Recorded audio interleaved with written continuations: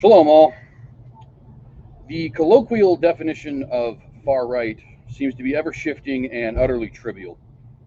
Were you born the year that paragon of radical right-wing authoritarianism, Barack Obama, said marriage is between a man and a woman, you'd be able to vote for the very first time this year and may even still be a senior in your local high school. Were you weaned the year the very same set a record for the most formal deportations in a year at the time, you'd not yet be in high school and maybe rather enthused at the first appearance of a singular whisker on your chest. Were you talking for the first time the day noted Christian nationalist Seth MacFarlane released an episode mocking the idea of transgenderism, you would likely today be yourself contemplating such vitally important matters as whether you should take a year to find yourself before wasting an obscene amount of money on a degree in the gender constructs of koalas of color. But were you to do any of those things in the year of our Lord 2026, well, you'd probably be my guest this evening. That guest is noted theofascist Mark Fitzpatrick, an unashamed white supremacist known for such detestable bigotries as loving and adopting and raising as his own a Mexican child. If that isn't bad enough for you, consider this. When podcaster Dave Riley made racially charged comments at Fitzpatrick's Hetero Awesome Festival, Fitzpatrick was quoted as saying, "As long as you recognize you're a sinner and know Jesus Christ died on the cross for your sins, doesn't matter what color you are." Such appalling bigotries.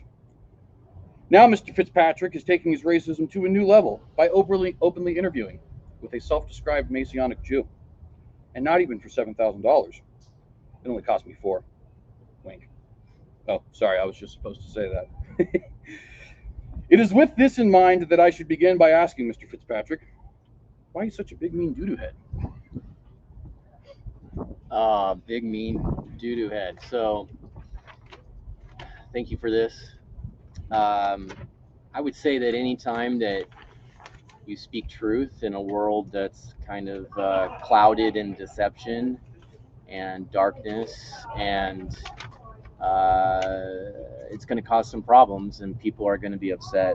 You have people that are on the left or side of the spectrum politically or in the culture wars, and they live in darkness of deception. And so when there's somebody who's willing to take a risk and boldly speak the truth publicly, it's determined to be mean, it's determined to be divisive, it's determined to be hateful. But the reality is it's a lot easier to live life without all of the backlash and hatred and people riding up on their bikes and screaming at you and threatening you with megaphones and things like what just happened here. It would be a lot easier. So you do it, you speak the truth, or I speak the truth, because it's not hate, it's love. And Christ demonstrated it, and I'll never be like Christ, but I want to try and be as close as I can. Mm-hmm. And by the way, guys, just so you know, so what he was just referring to there, you may notice we're outside. We are outside here at Mr. Fitzpatrick's pretty awesome place of business, Old State Saloon. I consider you guys check it out. It's just too loud inside, and we're out here setting up for the interview. Lo and behold, a man starts showing up with a megaphone on his bike, threatening the place of business, threatening Mr. Fitzpatrick. Want to go outside and get a drink? Yeah, you go fucking masturbate with your pedophile president, faggot. Fuck the State Street Saloon. You are done. Yeah, I know you. You a pretty boy from California. Yeah. You're on my property. You go represent Idaho, bitch. Go north of Idaho. There's like people that go and hang out with the KKK. You're a fucking ignorant faggot. Yes, you are. Yeah, you know what? You can videotape me all you want, man. Yeah. Look at you, ex-cop, right? Oh yeah, you masturbate. You masturbate to being a power source over other human beings. But guess what? You're gay. You are a gay motherfucker. You're representing your people poorly. Dude, this is a free country. Stop fucking being a dominatrix, bitch. Have a good day. Oh no, dude. No. Don't sleep, motherfucker. What are you gonna do? Oh, it's your car. You stay off my property.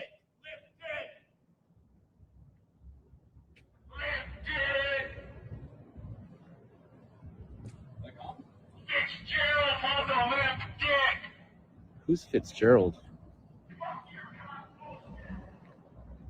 Not exactly super intelligent when you're surrounded by a bunch of Republicans, but we'll let other people figure that out if they'd like. So real quick, let's just go into a little bit of who you are and what you're doing here. So why are you running?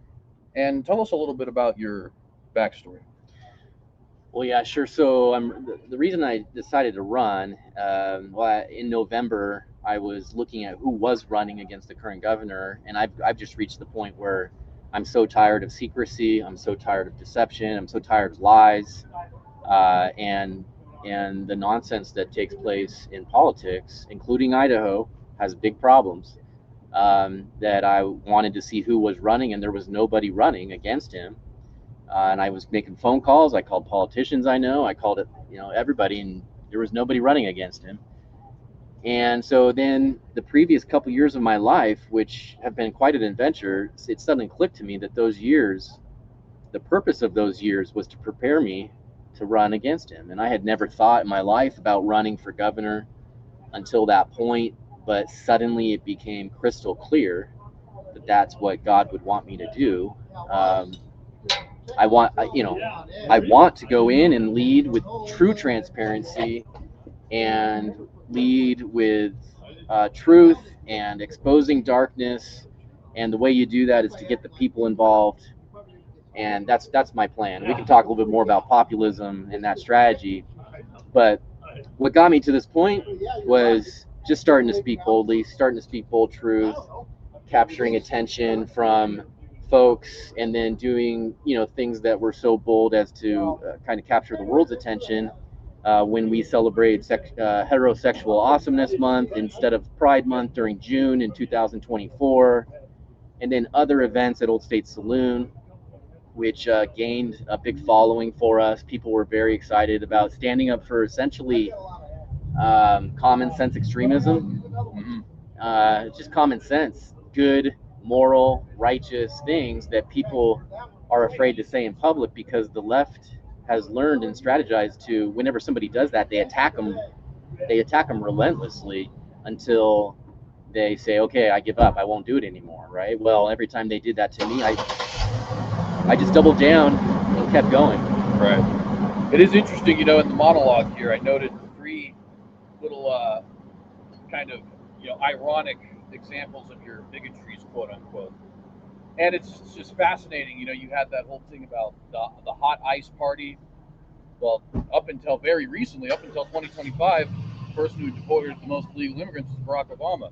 You had the heterosexual awesome month. That's another example of how far right you are, right? But Seth MacFarlane, Family Guy, was doing that kind of stuff in 2010. So it's amazing to see how far the Overton window has moved. And I think you're kind of a perfect example of that, because this is, I'm 27 years old, man. This was normal when I was in middle school, Yeah. Let's get into some relevant experience here. So we've talked a little bit about your business. If you'd like to lay out a little bit about that, you can. And then anything else you think is relevant experience in terms of being governor. Sure. So I've was a police officer for 15 years. I did very well through school.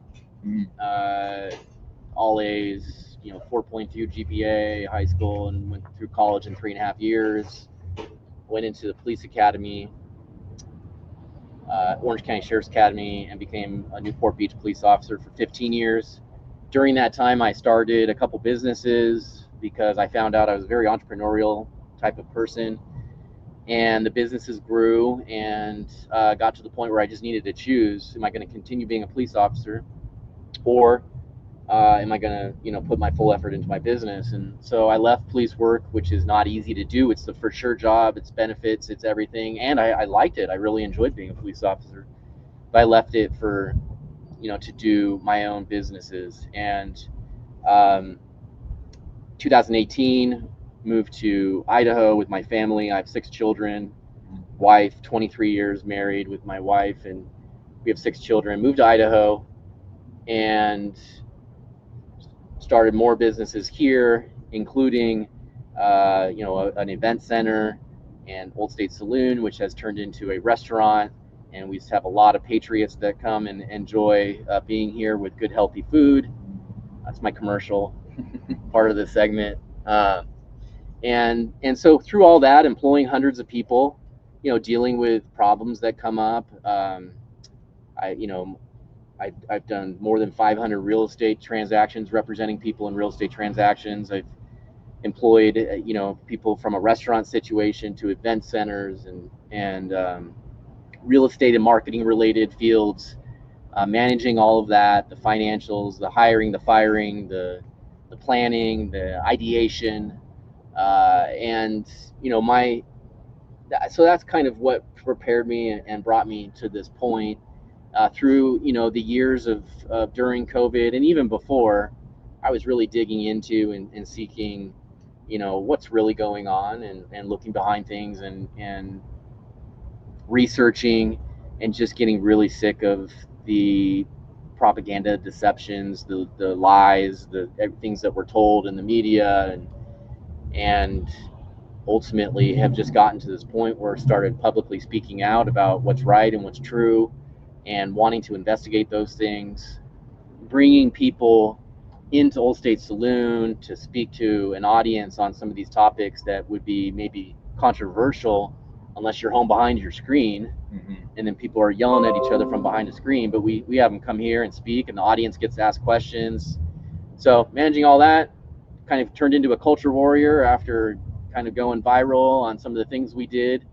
And this kind of has led me to this point where it's like somebody needs to step forward, and based off my life history, I feel equipped and I've got the support, and I'm 100% not for sale. I'm sold out to truth, and that's all I want to bring is truth and righteousness, and say that I just want to glorify God when I'm done with my day every day. Absolutely. Now, and that is a good segue then to some of the issues. I got a couple listed here. We won't be able to get to all of them, unfortunately. So, guys, in the comment section below, drop any sort of questions you might have that we didn't get to, and we'll see if we might be able to get those answered in some other way. But let's start with some of the LGBT issues, because they're in the news a lot right now. And they happen to be a big part of why we're doing this today, right? And so much as that was kind of, I think, the first thing that really got you in the news was the hetero awesome. It might have been the hot ice thing, I'm not sure. But we recently just had a bathroom ban here, right? Forcing people to comply with, basically, if you have a business, you got to have bathrooms for biological sex, not gender, right? Obviously, there's been a lot of talk about men and women's sports, transitioning kids, things like that nature. What is a Mark Fitzpatrick policy towards transgenderism? Well, transgenderism is what I learned. So we did Heterosexual Awesomeness Month, and I started getting attacked. Mm-hmm. And I had never known the degree of wickedness of the LGBTQ, extreme part of the LGBTQ, until that happened. And I got thousands of messages a day, some from people who were supportive of what I was doing, but a lot of messages from people who were very threatening and demonic, almost in character, sending me images of Jesus doing pornographic things, just all these things, whatever they could do to bother me, sending me messages that they hope my kids get raped in front of me, just things that you just can't think of something more disgusting or horrendous. And so what it made me do is start really looking into LGBT, the TQIA, whatever, all the other stuff. The alphabet group. And I started researching and found that the transgenderism is a target on children, and there has been for a couple decades now a massive amount of money behind it, just massive. And so that is unacceptable. You know, if you're an adult and we're in a free country, and you decide to go do whatever you want to do, if you're not infringing on somebody else's rights, I mean, go do it. I mean, you can do what you want to do, but, and that's not, I'm not talking morally. I'm just talking like, you know, lawfully, right? But to say that we should be offering surgeries and drugs, and even trying to convince children that a boy can be a girl and a girl can be a boy during this stage of their life where they're just trying to figure out puberty and sex and everything else, especially for challenged or marginalized children that are targeted in some of these situations, is just horrifically evil. And so, you know, I mean, I would want anything closely related to that to be totally illegal and unacceptable, and preferably have a society that would stand up in great force against such ideas and things.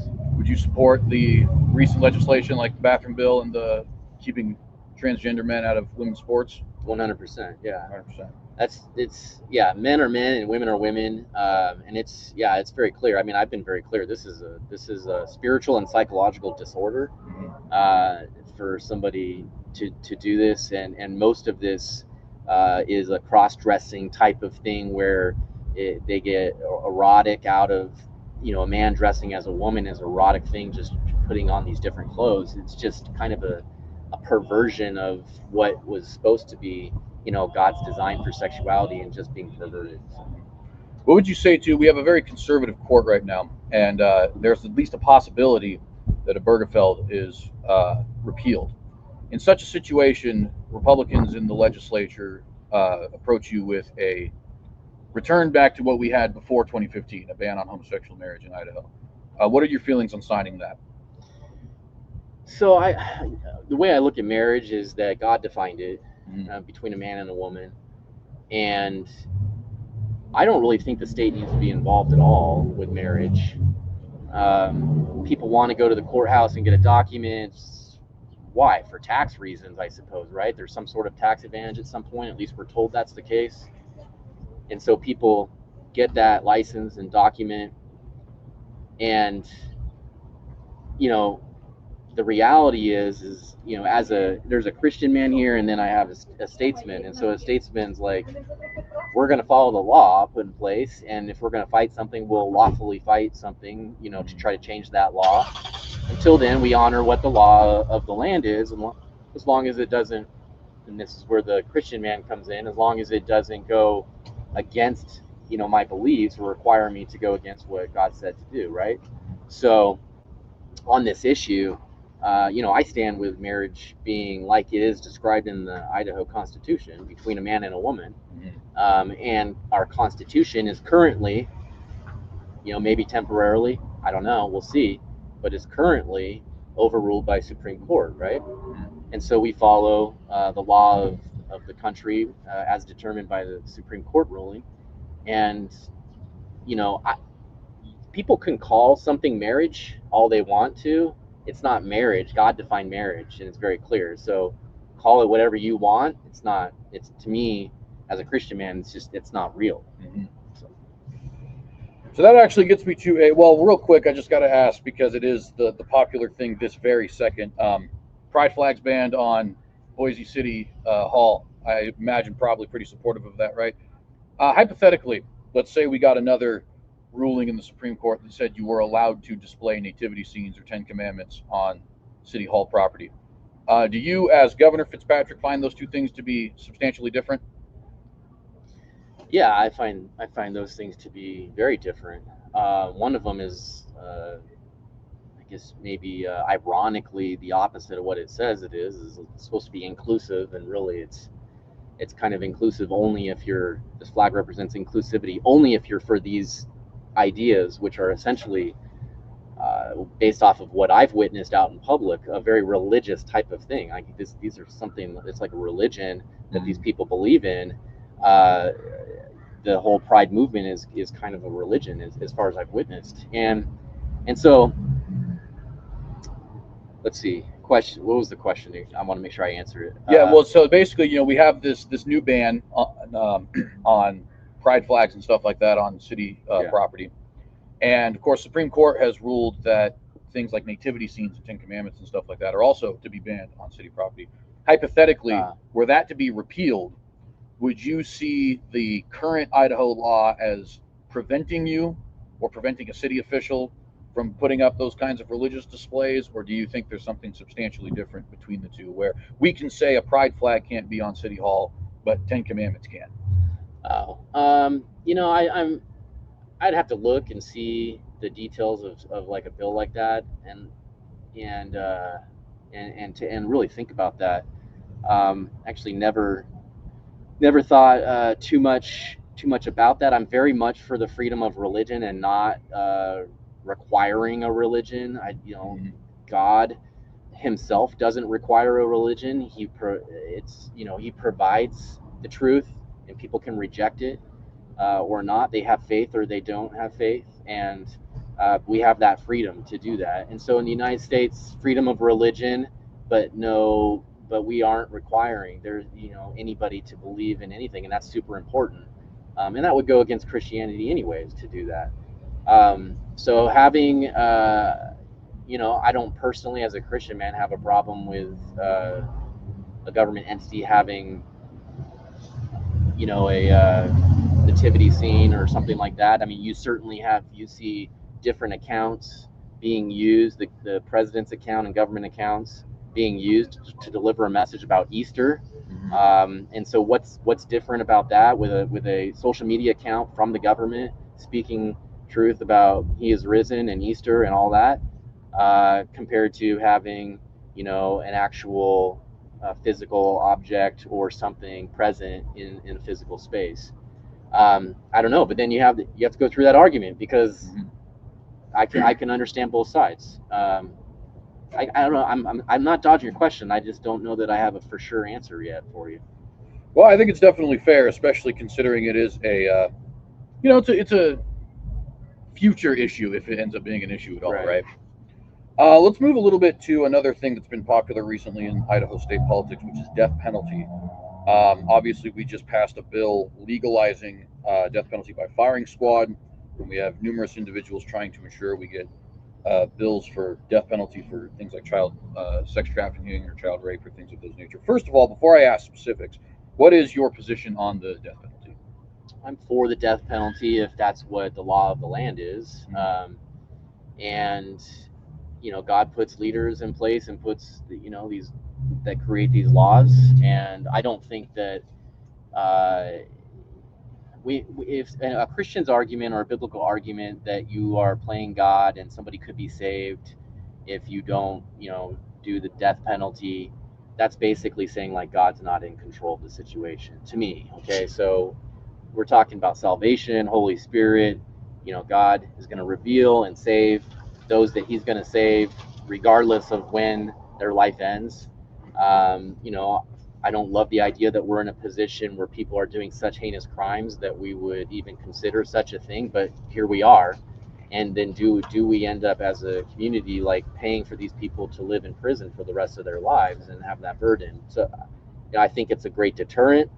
It's been throughout history. We see examples, biblical examples of these things, and so I don't have a problem with it if that's what the law of the land is. Okay. So right now, the Supreme Court, 1977 Coker v. Georgia, said that you are not allowed to execute people for rape. And 2000, I believe 8, it was, Kennedy v. Louisiana said that includes instances of child rape. Now, if the legislature ends up passing these bills that say, well, actually, we're going to do that anyway, that would almost certainly be challenged in the Supreme Court. In such a scenario, what is your position on that? Do you think we should try to challenge that in Supreme Court? Or do you think maybe the legislature is overstepping their bounds and we should just respect what the courts have decided? What would you say? Well, I think you can. I think if you have a good enough reason and the support and a good enough argument, and the Supreme Court will take it, I think we can revisit ideas. I mean, we revisit Roe versus Wade. and have decisions changed for the better. So people, I'm not. I would support going for that and revisiting that decision. If they come down with the same decision, then we go by that. Do you have a strong position on the firing squad bill? I don't have a strong position. Death penalty. I don't have like my favorite death penalty. That seems kind of crazy, but firing squad. I think the whole point there is for it to be a deterrent. To sound scarier to people and hopefully cause them to not want to do such a horrible crime. So I get that, but death is death. So it doesn't really matter to me. Let's move on to, you mentioned the abortion issue. Right now, if I understand correctly, Idaho has a 6-week ban with exceptions for rape, incest, or certain health of the mother exceptions. What is your position on the abortion issue? So I'm true pro-life is what I would call it. Life begins at inception, and any ending of that life would be murder. Okay. Right now, did I say conception or? I think you said inception. I meant, but I know what I meant. Conception. Yeah. So then, would you be supportive of something that went beyond 6 weeks? So right now, like I said, if I understand correctly, we have a 6-week ban. Do you think that that's maybe not going far enough, that we should actually have a life begins at conception, it's just a blanket ban? That would be what I would vote for, absolutely. Okay. Yeah. And what would you say about exceptions like, we'll get to health of the mother in a moment, but exceptions like rape and incest? Do you think those should exist, or? No exceptions. No exceptions, okay. Now, the health of the mother one, I only bring up because there's a group right now, Idahoans United for Women and Families, which, of course, every time you hear something like that, it actually means the opposite thing, right? They are currently saying there are no exceptions for health of the mother. Now, that's not true. But do you think there's any scenario in health of the mother where there should be exceptions? And there are 2 different directions we can go there. One being non-fatal health, and the other one being fatal health. What I mean by that, I'm sure, is clear, but just to be clear, should there be an exception if you absolutely have to in order to save the mother's life? And if there's going to be medical complications, but it's not necessarily going to kill the mother, should there be exceptions in that case? So I'm a no exception guy. Okay. I mean, I keep it pretty simple, and that stems from my beliefs. I don't believe in purposely ending a life. I think that life is real, but as governor, I don't get to snap my finger and do things. So it's the people that would ultimately create or alter such a law or anything like that. So we go with the law of the land, and a guy like me, a Christian man, not the statesman, but the Christian man over here, would be praying that we get to a situation where we don't have babies being murdered. Last question on this issue. Hypothetically, some abolitionists in the legislature are able to get a bill to your desk that has penalties for abortion, both the abortionist and the mother who gets one. Do you sign it? Yes. Okay. I like that. Very straightforward. So let's talk a little bit about, these are all social issues and they're important social issues, but let's talk a little bit about probably the biggest issue for Idahoans right now is growth and affordability, right? So I have some numbers here. The average house in Idaho costs $475,000, but that is dramatically varied depending on where you live. We, of course, live here in the Treasure Valley. They tend to be much more expensive than that. Gas is at $4.25 a gallon. Rent averages at about $1,700. Cost of living is considered to be roughly $46,000, give or take. My first question as it pertains to this issue is, what do you say to Idahoans currently struggling, trying to pay rent, trying to buy houses, trying to put gas in their car, so on and so forth? Yeah, I think that we have a lot of work to do to solve these problems. I think that it's going to be, you have a top-down approach of doing things the right way, doing things in a truthful way. We need to get rid of, there's going to be a combination of many things that we have to do, but we can help people by having a lot less taxes. We can reduce the spending, we can reduce the budget, we can look to other forms of income for our state, and I'm talking precious metals, mining, thorium deposits. We can look to bring other income in from the Federal Reserve, expand R&D programs. I'm sorry, not Federal Reserve, from the feds regarding R&D, like we're doing on the the lab with nuclear energy. Mm-hmm. And so all those things would make for a healthier financial world as far as our government goes, and we can reduce taxes quite a bit. I believe there's enough alternative or other sources of income where we can wipe away property taxes relatively quickly, completely, replacing it not only with cutting down the budget quite a bit and getting rid of all of these, or not all of them, but many of the programs, but also bringing in that additional income. So that would help on that aspect. Deportation or our immigration problem, having illegals be deported out of Idaho would provide jobs. It would provide much less expenditure. Our education, our schooling would be quite a bit easier. We currently have 28 languages, I hear, that are being spoken in our school districts. And so all these things kind of slow down our society and stop education from going and progressing quickly. But my plan to do that is not to work.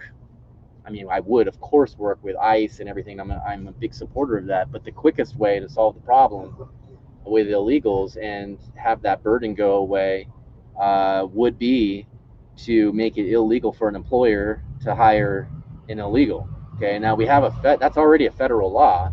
However, the entity that usually enforces that law would be ICE. Okay, so to bring it on a state law level and actually enforce it and prosecute some people who knowingly employ the employees, essentially the jobs would end, and then illegals would leave because there's no income that would happen here.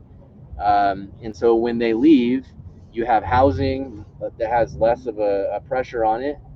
You have more jobs come into play, way less expenses for the people who are burdened with the tax expenses, and it tends to solve a lot of financial issues and problems. One thing I want to get into here regarding this issue is growth. Now, you probably recall the mayor before the current one, where we're at, Jason Pierce, ran on an anti-growth platform, right? Trying to reduce the number of new buildings, reduce the number of people moving in. Now that had varying levels of success, but he won for a reason, right? There were a good deal of people who actually wanted to see less growth. We'll actually get a little bit to this after this question, but part of what we're seeing here is farmland declining, natural land declining, like trees and things of that nature, things that Idahoans have come to appreciate. What is your position on growth? Do you think we should try to cap the growth coming in? There's kind of a right flight, so to speak, from some of these other states. In fact, you and I both have experienced that. Neither one of us are native here. Do you think there should be some kind of a cap, or should Idahoans try to find other ways to deal with the sudden growth in population? Well, I think that you can't really stop growth. I mean, you can try to implement some sort of financial taxes on people coming into the area, but I'm generally against tax. I'm more of a free market person. And so I don't see that as being really viable or a right thing to do. After I'm sworn in and become governor, Idaho is going to become a more awesome, righteous place, truth, and you will have more people that would want to be here. But those are the type of people that believe in those things. Meanwhile, you're going to probably have people that are like, I don't want any part of this because I want to go, whatever. I want to be around more blue and green haired people, or whatever they say. And they would leave. And then you have also, after I'm in, we'll have a lot of illegals. We have 80,000 at least. And these are estimations, but who knows, really. We'll have 80,000 illegals that would be leaving. Other people are going to come in that want to escape Washington, which just added income tax. I'm just talking to people today that are out here looking to move here because Washington and what they're doing and their liberal agenda. So, hey, look, I mean, I don't think you can't stop being awesome. I mean, you got to try to be great and do the right thing and stand on biblical principles and values, and that's going to attract a lot of people who are attracted to truth and righteousness. It means growth. So you have to think, and you have to get out ahead of it and plan for it properly. And so for me, growth is usually vertical or horizontal, okay? And we're talking taking up physical spaces here. And I'm much more for horizontal growth. And the reason being is because you can have a very few amount of people control a very large amount of people if they are in a geographically small location. Much easier. They can do that. I am against putting people in a position where a lot of people can be controlled by a very few amount of people, generally speaking. Right. So as we look to grow and develop and build housing and everything else we're going to do, my preference would be to build out, not up, and create huge cities where you end up having control and more excuse for taxes and permits and regulations and everything that I'm basically against. So then, hypothetically, somebody comes up to you in the bar here and says, you know, hey, I'm a conservative native-born Idahoan. I get a lot of what you're saying. I want a small government too, but I also miss, you know, the green belts I used to know, or the farmland. You know, farmland has decreased here, I think 4,000 farms in the last 5 years, if I remember correctly. Things that are fundamental parts of the Idahoan culture, right?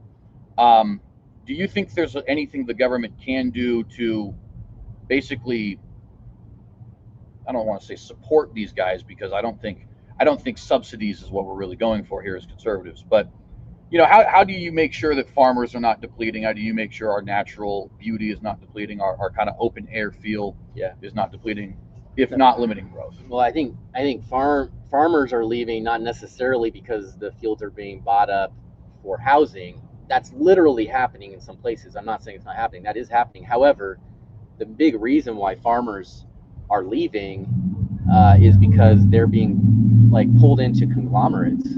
So you have massive farming companies coming in and buying up land and doing the farming instead of many smaller farmers.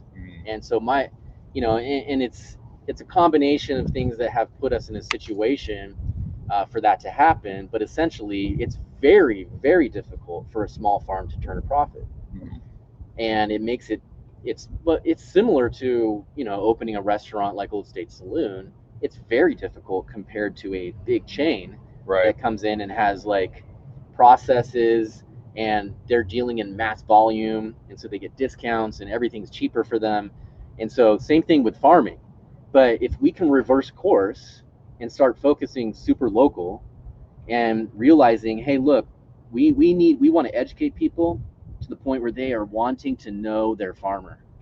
If we can do that, we can return Idaho to a lot more small farms, and we'll lose a lot less farms selling out to conglomerates, because we'll reteach everybody that, hey, the beef that's in Idaho can actually land on a restaurant plate in Idaho, because 98% of our beef, or I'm not sure what the number is, but it's very high. We have no idea where it comes from when you go to a restaurant or anywhere else. It's just our beef in Idaho gets shipped out to a national processor. It's processed there, and then it gets shipped around the world to wherever the demand is for that beef. Meanwhile, in order for our ranchers to put their beef for their cows into that program, they have to follow certain protocol, including giving them certain medications and vaccines and everything else. And so these people up here make a decision, and all of these ranchers are now pumping their animals full of these chemicals, right? And 90 whatever percent of our food winds up on our plate with these chemicals in it because a decision was made by one person up here because they have control of the whole system. I want to get away from all that. I want to get people educated, get poison out of our food, get poison out of our air, get poison out of our soil, get our animals healthy, and encourage people, figure out a way to encourage people to sell locally, to provide locally. And it takes a little bit more time and effort, but maybe let's stop being so entertained and addicted to entertainment and focus on true family value, local, healthy, natural things the way that God intended them to be, and that would fix a lot in our society. And I have no idea if I answered your original question or not. Well, you did, right? Because if I'm understanding you correctly, it's essentially you're saying the solution is not cap growth. The solution is deal with certain mechanisms of state that make it very difficult for a farmer to make a profit, right? So I think that answers the question very well. In terms of the natural stuff, maybe not so much. So let me ask something about public lands. Right now, I believe it's 63% of Idaho is owned by the federal government. I could be misquoting there, but it's over half of the state for sure. And that's things like, Frank Church Forest and et cetera. Now that is in this state, perhaps bizarrely for people who come from areas where like climate change and all that kind of stuff is a big deal. It tends to be actually a conservative position to defend those sorts of things. Now, not necessarily so much anymore. There's debate about that. It's not like it's a liberal position, but there are conservatives on either side. For example, Jim Risch on one side saying we got to keep them, and we've had guys like Ammon Bundy and so on say, hey, this land belongs to the people. Where do you come down on public lands? I think Idaho's land should be Idahoans' land. I think that there are resources in our lands that are extremely valuable, and if we can responsibly mine them or use them or experience them and figure out a way to make income off of them, I think that there's really potentially not really much of a limit to the amount of income we could make. I like the way, there's a lot of things I love about Trump, and there's some things I don't like about Trump, but I like the way he talks about us no longer having an IRS because it'll be an external revenue service, because he's going to have things going on and deals made around the world where we have so much income coming in because of the ingenuity and the hard work and the natural resources of the people in this country that we have are so valuable that we can make deals that will make us rich. I think the same thing can happen with Idaho as a state. We are rich, like rich in resources.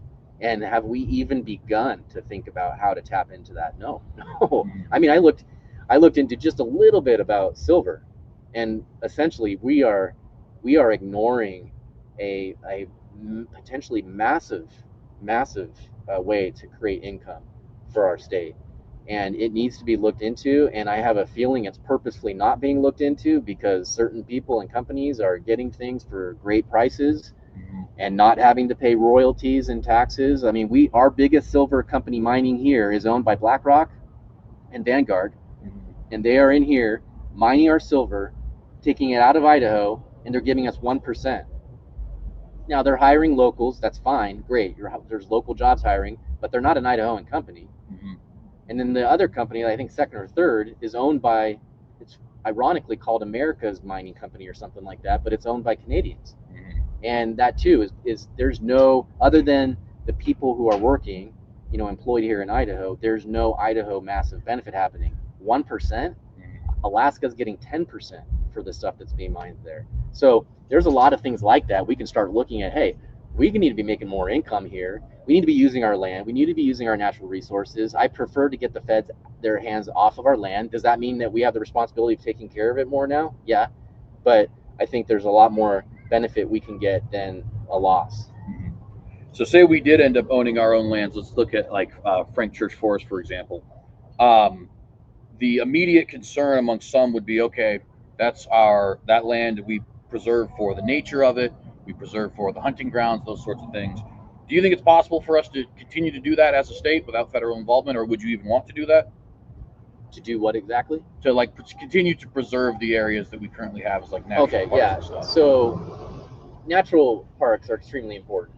Okay, so, and we need to, I mean, we have world-class hunting and fishing and hiking and all those wonderful things that we have in Idaho, and going down the rapids and the people that come here and travel here for these events and things, it's amazing. We need to keep that beauty. We need to protect it, and have the people be excited about, using our resources, but at the same time protecting the land for us to enjoy. God gave us, land and beauty and nature, and for our enjoyment. And so we should protect that enjoyment by keeping this land, beautiful, and certain areas protected. I'm all for that. However, to allow for so many regulations over more, so much percentage of our land, and we're not even able to use our resources, and instead we're burdening taxpayers, it just doesn't make any sense. Real quick, before I continue on with anything else, how much longer do we have you? I need 10 minutes. 10 minutes? Okay. We can go pretty quick through some of these. So let's go with education. Now, education, depending on which voter you talk to, you're going to get a very different understanding of Idaho in education. But in terms of some raw numbers, what we spend on public schools is bottom 10, and we tend to be top 10 in dropouts who get GEDs. Many will say that that's not relevant because we have a thriving trade sector and we don't tend to put as much of an emphasis on things like a tech degree, for example. Where would you fall on that position? What do you think Idahoans should be doing about their schools? We'll get into a little bit of public school versus homeschool if you like, but just your general views on education in Idaho. Well, it kind of goes to my general views on the government. I think for the most part, I want a very small government. I don't want the government. You go to an extreme where you have somebody in a teachers union basically saying that you drop your kids off to school and they're ours now. I don't know if you saw that recently, but that's completely unacceptable. Children belong to the family. They're part of their family unit, and their parents are ultimately responsible for their education. And we can provide a good education as a state. That's great. But typically, with any service, it's going to be done better and more efficiently in the private sector. So, I'm all for figuring out more ways like voucher program or, credits for people to use towards private education as an alternative to get as much of the schooling and education in the private sector away from the government. And especially when you get a situation like we've witnessed where you have government schools that claim that you can't bring your religion into our school, but they're basically teaching these very demonic type of religious experiences and faith that they want these kids to have that are going very socialist and Marxist agenda.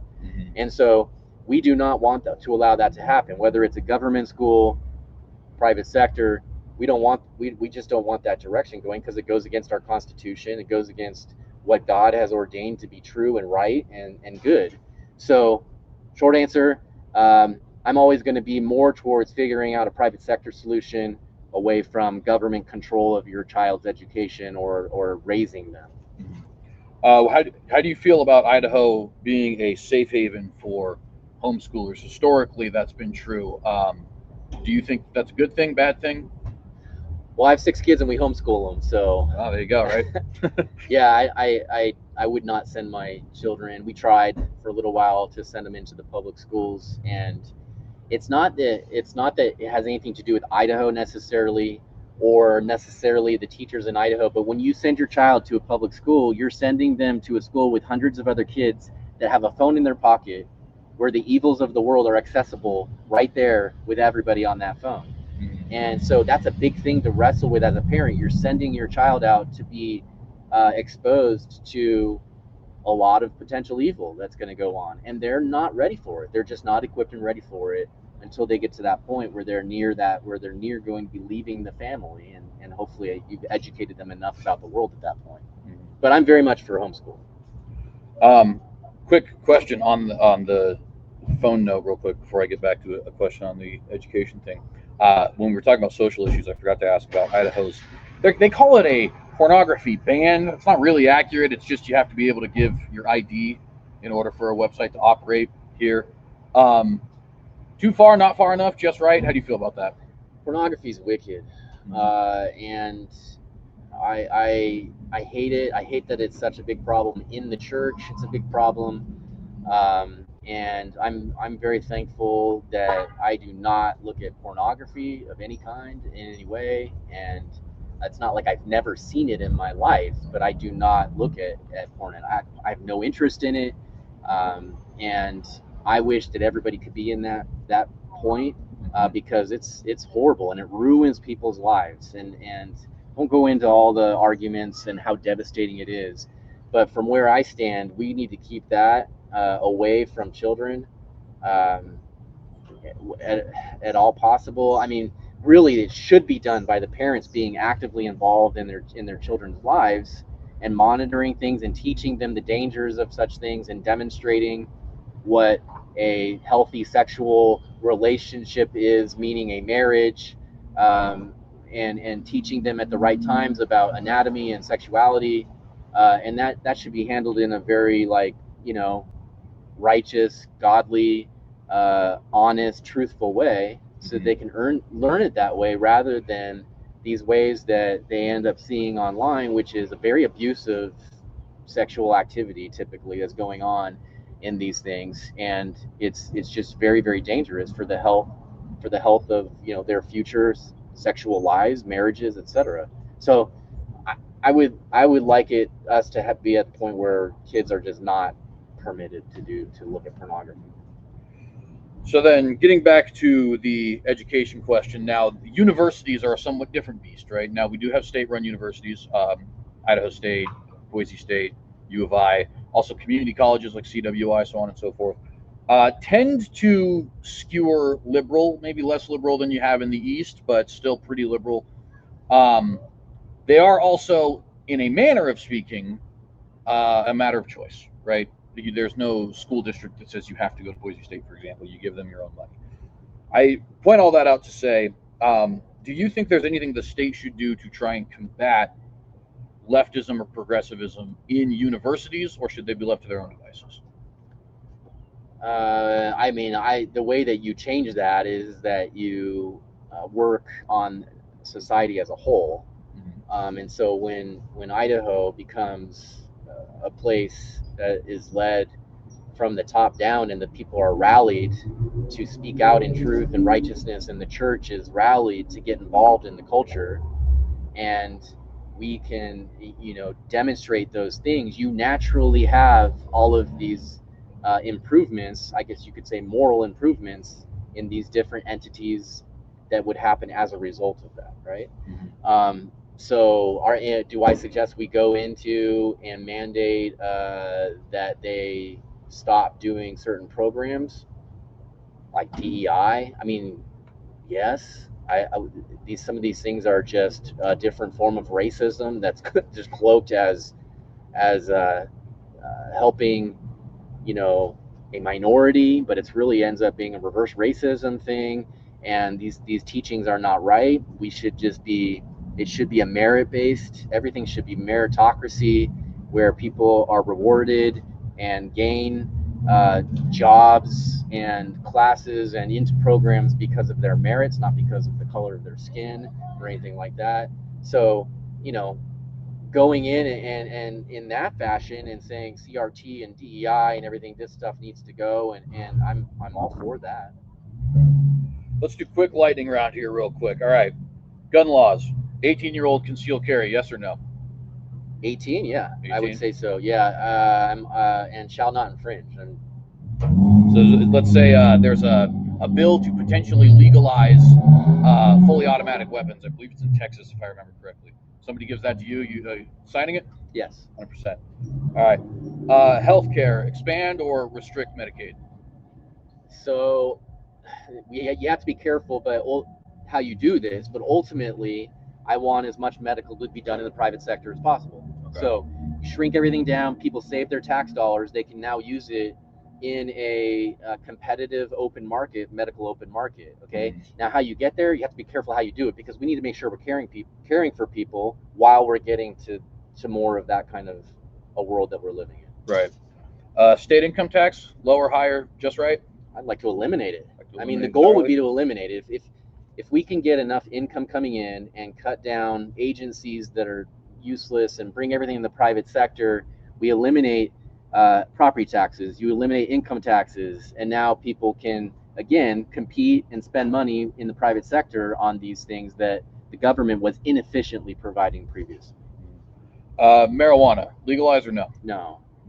Can't legalize marijuana. It's just ultimately it would mean that more teenagers would be using it. I know there's plenty of use, even though it's illegal, but it would be a lot more. And you end up with the strength of today's marijuana, psychosis develops, and you end up having a patient for big pharma forever because they end up having, mental health issues. Last one, kind of for fun, because there's not really anything the state can do about it, but Moscow movement, Doug Wilson and all them. Yes, no? So I don't know it too well. I know there's Christian nationalism is thrown in there and these types of things. I think any discussion like that, you have to take what specifically are we talking about. I wouldn't say a blanket thumbs up or a blanket thumbs down. I don't agree with everything that movement is teaching, but I don't disagree with everything. There's certain things that I agree with, right? So, right.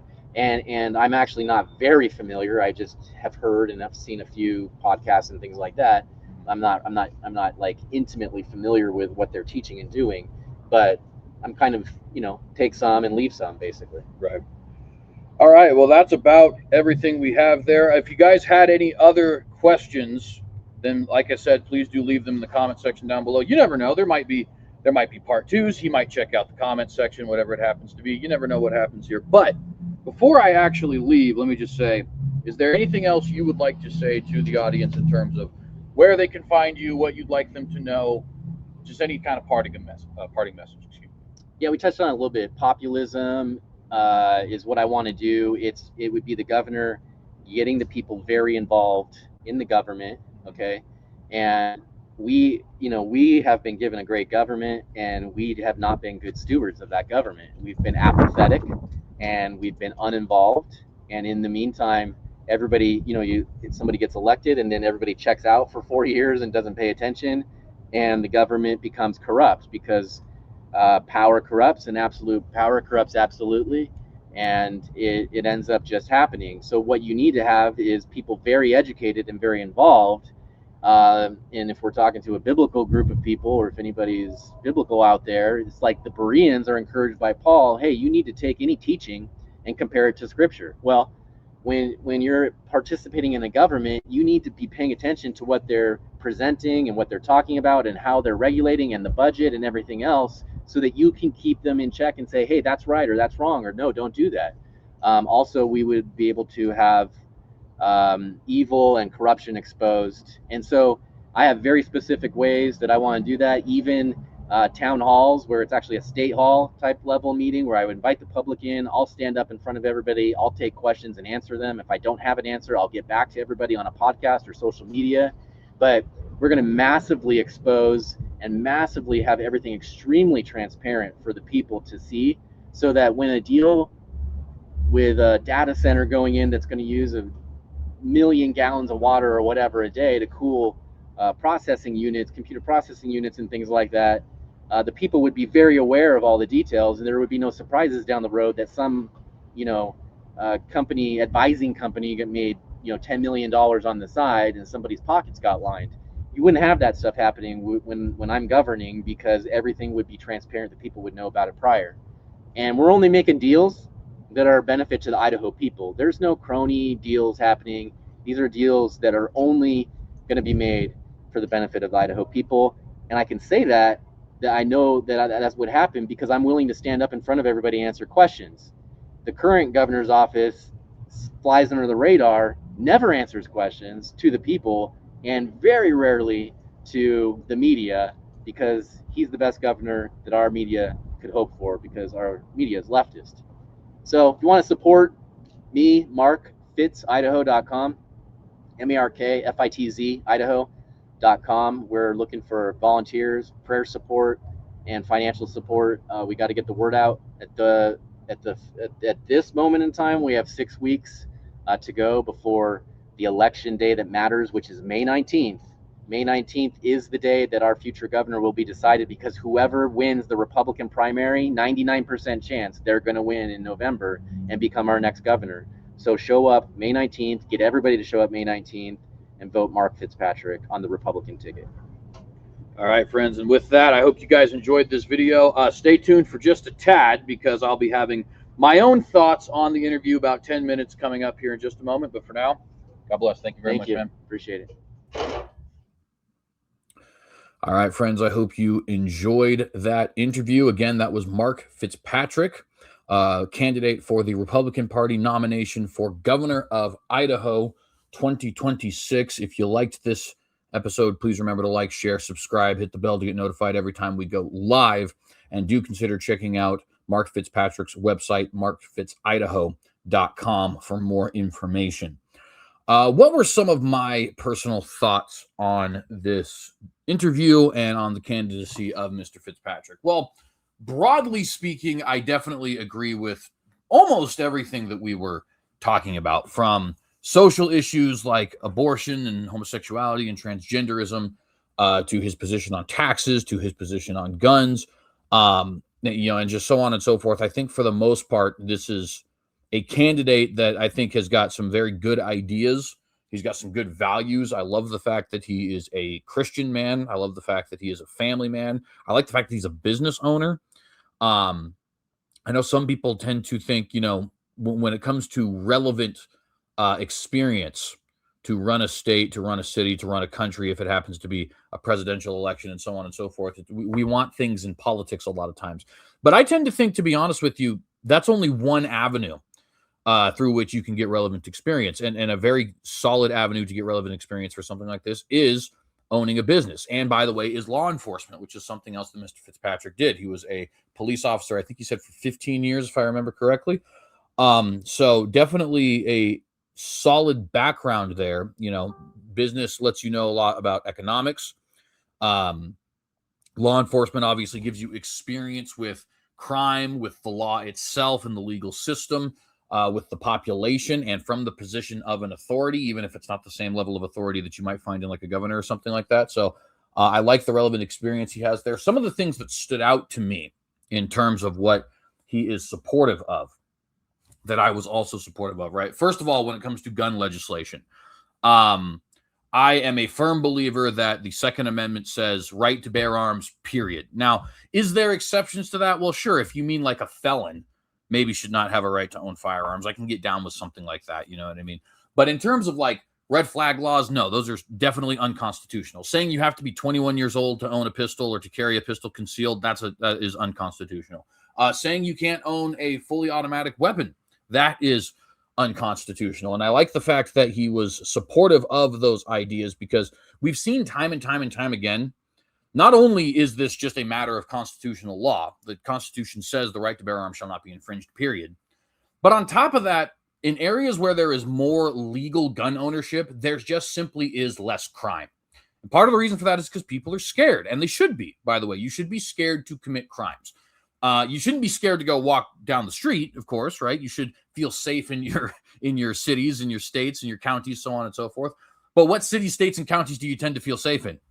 Cities, states, and counties where criminals are scared to commit crimes. And why are they scared to commit crimes? Well, because it's entirely possible to unpack it, right?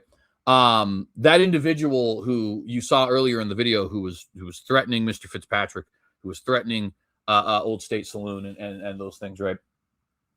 He could have been significantly more violent. He could have acted upon those threats there. When he's saying like, oh, don't fall asleep, right? And Mark says, what are you going to do? There could have been some action that followed that. The reason there's not is because that man knows that virtually everybody there, probably including Mark himself, is packing, right? So it reduces crime by disincentivizing people who don't want to die or be shot at the very least. So that stood out to me. I really liked that. The social issues thing, I am a big fan of. I'll get to a little bit of my disagreement in just a moment, but in terms of full abolition when it comes to abortion, I'm definitely a big fan of that. When it comes to talking about, we're not going to allow transgenders to use the bathroom of their choice. No, I'm sorry. Men cannot be in women's locker rooms. Men cannot be in women's bathrooms. We know this ideology is geared towards trying to poison the youth. And the fact that he recognizes that and would like to do something about it, I think is very positive. Being for the removal of these pride symbols in Boise, which of course the state is already doing. I like that as well. And in terms of his desire for us to own more of our own natural resources, right? Something like 60, I think I said 63% yesterday, and I'm fairly certain that number is correct. But over 60% bare minimum of Idaho's land is owned by the federal government. And you heard Mr. Fitzpatrick talking about it, right? Only 1% of the revenue from silver mining in the state of Idaho actually goes to the state of Idaho. That's atrocious. That's absolutely atrocious, and that needs to stop. And the best way to stop that, I think, is by ensuring that public lands are owned by the state. Now, you heard Mr. Fitzpatrick say that doesn't necessarily mean they can't be public lands. At least if I'm interpreting what he said correctly, that doesn't necessarily mean that we can't preserve the lakes and the rivers and the forests and all that Frank Church needs to go away. You know what I mean? That doesn't mean any of those things. It just means that we control it. It just means that we, as in the state of Idaho, control it, not the bureaucrats over in Washington, D.C. And I like that a lot. And I also really quickly wanted to get to, him talking about when it comes to farming, the best way to ensure we have we have farmers continuing to farm, that we stop this decrease in family-owned farms. The fact is, in a society that is more capitalistic, which is the best society, economically speaking, that we can hope for, you need to incentivize people's work, right? And so if we can find a way to make sure farmers aren't making ridiculously low profits on their farms, then we can find a way to make sure that farms continue to exist, right? And so I like the fact that he's thought through some of those ideas as well. I did have a couple areas of light disagreement. For example, I tend to be, I don't want to say anti-growth, because anti-growth goes a little bit too far. But I do think there needs to be some level of control, in the same way that we don't want a bunch of immigrants coming over to the United States and fundamentally altering the culture, the economy, the crime rates, so on and so forth. You similarly do not want a whole bunch of people from California, Washington, Oregon, etc., fundamentally changing the culture of Idaho, fundamentally changing the nature of Idaho, both in terms of like the way we act and also the nature itself, right? Changing the feel here, right? And in fact, even a lot of the people that come here, there's a reason that they come here, right? It's because they want they want more open space. They want less urban, what's the word there?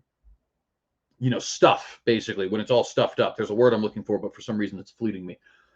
They want more nature, more trees, more birds, the possibility of seeing a deer in your backyard, which I actually just recently saw last night. It was pretty cool. And I live in an apartment complex, right? So it's even if I had a real backyard, right? The open air kind of feel about it, the small towns, the quaint old-fashioned buildings, you know what I mean? The fact that most people here are religious, and even if that is varying to certain degrees, there's a lot of Reformed Protestants, there's a lot of General Baptists, there's a lot of Mormons, especially in this state, a lot of Mormons, a lot of Catholics, right? At the very least, it's a moral, just, religious society, which is a positive thing, right? And so we want to ensure all those things get preserved. You can't preserve those things if you have unchecked migration into the state. Now, to be fair to Mr. Fitzpatrick, he did point out that if he ends up being elected and being able to get his way on a lot of these policies, this is actually going to be more of a destination for people who are fleeing liberal hellholes than less. And that's a good thing. You do want the state to be appealing. That's in fact, the whole reason that the state is appealing is because of the very things that we want to preserve, right? But I do think there has to be some kind of a balance. Now, what exactly, we can do to achieve that balance, I'll get more into that in later videos because I just don't think it's the place for it here. But I did vote for Jason Pierce when he ran on a no growth platform. Unfortunately, he kind of went back on that. And I do think that that's an area where me and Mr. Fitzpatrick might disagree in that, I do want to see some kind of a cap on growth. Maybe it's that you're not allowed to vote unless you've lived in the state of Idaho for a certain amount of time, like maybe a year.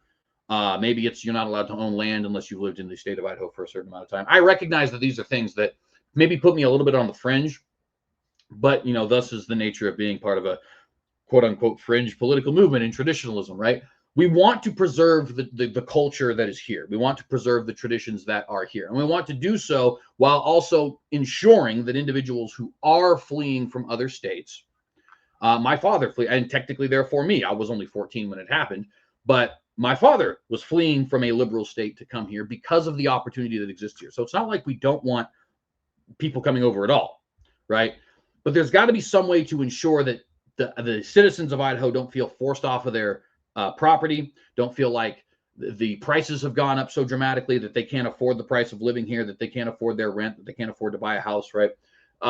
To ensure that they don't feel like this isn't the Idaho they grew up with the farms and the nature and the church-going population and stuff like that. So that was a slight area of disagreement between me and Ryan, or excuse me, Mark. I don't know why I said Ryan. Sorry. Ryan Fitzpatrick is a quarterback, not a gubernatorial candidate. Anyway, and there was another thing I think that was a slight disagreement in terms of, well, populism. That's what it was, right? As you guys know, I am kind of an anti-populist, right? I tend to think that it would be better if we actually found ways to limit the vote, like our founding fathers initially thought, right? The right to vote, in my personal opinion, doesn't exist. That does not mean people should not vote. We are a constitutional republic, and we should be a constitutional republic. I 100% agree with that. But I don't think we should have massive populations of voters, right? I think there should be strict rules regarding who can vote. And I've gone on this whole soliloquy for you guys numerous times before, but that's necessarily anti-populist, right? Because it's like we don't want people who aren't residents here. We don't want people who are foreigners and not citizens, of course, because if you're a foreigner who becomes a citizen, that's a different subject altogether. We don't want felons voting. I'd even go further than that, though. I don't know if you should vote if you have an IQ under 100. I don't know if you should vote if you can't pass a high school level civics exam, nor a high school level history exam, nor a multiple choice questionnaire where you are able to answer correctly what the different candidate positions are. I don't know if you should be able to vote if you're under the age of 25. The founding fathers initially said you had to be at least 21, right? So in terms of the political strategy he employs here of populism, that is something that I don't necessarily agree with as well. Those two things being said, I just listed a bunch of the stuff I agree with him on and a bunch of the stuff I disagree with him on, or really just two things I disagree with him on. Where do I fall then? Do the things I disagree with him on outweigh the things I agree with him on, or vice versa? And the answer is very strongly in favor of Mr. Fitzpatrick. I think that politics by its very nature is the art of coalition building, right? And the reality is, despite those disagreements I have, which are relatively small, all things considered, Mark Fitzpatrick would be a significantly better governor than anything we've seen from Brad Little, and even than Butch Otter, who I think Butch Otter had a lot of good qualities about him, certainly better than Little, but he had enough of that old style, good old boy conservatism in it, in him, excuse me, that I didn't necessarily love. Mark doesn't have those things. And he does seem to be somebody who is strong on the culture warrior front, which I think is especially important in today's day and age, that we are literally fighting for the culture. I've said numerous times before, we as conservatives and Christians lost the culture war. Right now, what we're trying to do is really have a cultural uprising to try and take it back. And I think people like Mark are crucial in us trying to accomplish that. Like I said, I love his positions on taxes. I love his position on helping out the farmers. I love his positions regarding social issues. So ultimately, the issues that I disagree with him on are issues where it's like, I'm willing to compromise on those things that are not even particularly huge deals anyway, when we have all of this good coming. And so I myself will be voting May 19th for Mark Fitzpatrick, and I recommend that you do as well. I'd like to end very briefly with a lamentation, if you will. We here in the state of Idaho and in the United States of America have consistently missed the opportunity to elect solid conservative candidates. And I'm not just talking here about traditionalists such as what I want, right? I would definitely vote for a paleocon. If we're taking this to the national, I would vote for Pat Buchanan in 1992 in a heartbeat. I would vote for Howard Phillips in 2000 in a heartbeat. I would vote for Ron Paul 2012 in a heartbeat. I would vote for Ted Cruz 2016 in a heartbeat. These are strong, principled, conservative men, right? That even if there are slight disagreements here or there between like my brand of conservatism and their brands of conservatism, ultimately they would be such spectacular candidates, not just compared to what we've had, but in and of themselves, in a vacuum.